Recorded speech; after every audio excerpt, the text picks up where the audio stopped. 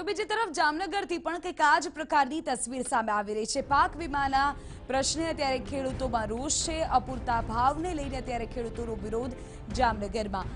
કાલાવડમાં ખેડૂતોનું સંમેલન યોજાશે અને કાલાવડ હિતરક્ષક સમિતિ દ્વારા ખેડૂતોના સંમેલનનું આયોજન કરાયું છે। પૂરી વિગતો આપી રહ્યા છે અમારા સંવાદદાતા દિવેશ વાળા। દિવેશ, ખેડૂતોની શું માંગ છે ત્યાંથી? કાલાવડ તાલુકામાં ખેડૂત હિતરક્ષક સમિતિ દ્વારા આજે સંમેલન યોજવામાં આવ્યું છે।